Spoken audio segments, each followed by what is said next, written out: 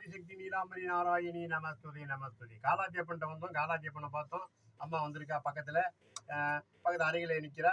ஏன்னா ஒரு ஒரு சிறப்புக்கு ஒரு ஒரு வடிவங்கள். காலாஜியப்பனுடைய அளவு பக்கத்துல ஞானாம்பிகா, இவ பேரு ஞானாம்பிகை, ஞானம் உடையவன். சாதாரண நினைக்காதீங்க. காற்று சுரூபத்துல பகவான் கிட்ட இருக்கான உடல்ல பாதி இருக்கா. எங்க போனாலும் சிவனுடைய சிறப்புல இருக்க சக்தி பாதி இல்லாம இருக்க முடியாது. இல்லாத முடியும். ஏன்னா தில்லையில் ஆடும்போது என்ன பண்ணிட்டார், அவருக்கு நம்ம ஏன் கோவம் வந்துருச்சு? நல்லா ஆடிட்டு இருக்கா, நீ நல்லா ஆடுற, நான் அந்த அம்மா ஆடுறது உடனே சுத்தி ஆட முடியலன்ட்டு துருபத்தை மாத்திர நான் நாராயணமூர்த்தி என்ன பண்றேன், காலை தூக்குனா தூக்கிட்டாரு மேல. அது நடனமா அப்படின்னு அம்மா கேட்கறான். இப்படி மேல தூக்கி ஆடுறது நடனமா? ஆனால் கோபம் வந்தோடனே காலி சுரூபம் ஆகிட்டா, தில்லை காலி ஆகிட்டா. ஆனால் சாந்தப்படுத்திட்டாரு. அவருக்கு தெரியும் நம்ம இது இப்படி தூக்குன தப்பு தான், இதே மாதிரி தெரிஞ்சுதான் நம்ம சாந்தப்படுறது. அது மாதிரி ஒரு ஒரு சிறப்புடைய ஞானாம்பிகை இருக்கா. இந்த ஞானாம்பிகை என்னன்னா, நம்ம அம்மா அப்பனை பார்த்தோன்னே ஞானமான அந்த காலாத்திலிங்கம், அதாவது வருஷத்துக்கு ஒரு வினாடி வளருதுன்னு சொல்றாங்க. அது இயற்கையினுடைய சிறப்பு. செயற்கையினுடைய சிறப்பு கிடையாது. இயற்கையினுடைய சிறப்பு எந்த மலையில என்ன இருந்தாலும் ஒரு கல் வளரதான் செய்யும். ஏன்னா அதுக்குரிய ஒரு காந்த சக்தி மாதிரி.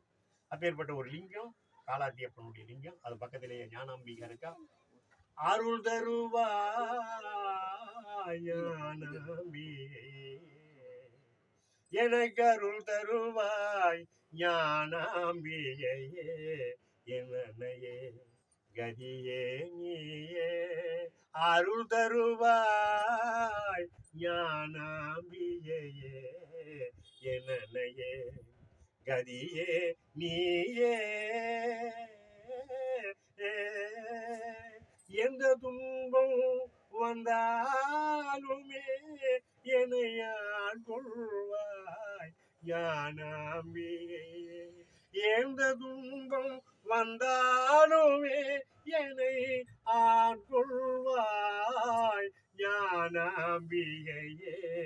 காலாத்தி இதனுடன் அருகில் அமர்ந்தவளே, அருளும் தாயே உன் மகிமையே ஜெகமே போற்றுதே. அருள் தருவாய் என் தாயே ஞான அம்பிகையே, ஞான அம்பிகையே.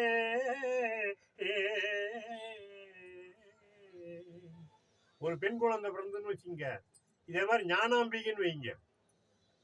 ஞானாம்பிகைன்னு வச்சீங்கன்னா அந்த குடம் ஒரு செழிக்கும்.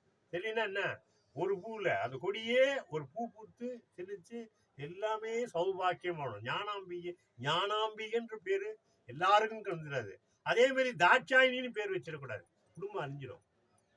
அந்த தாட்சாயினா பாப்பாத்தி வீட்டுகள் இருக்கலாம், சைவ அந்தனருக்கு வீட்டுல இருக்கலாம். அவங்க சைவத்திருந்தா சமாளிப்பா, அசைவம் உன்ற வீட்டுல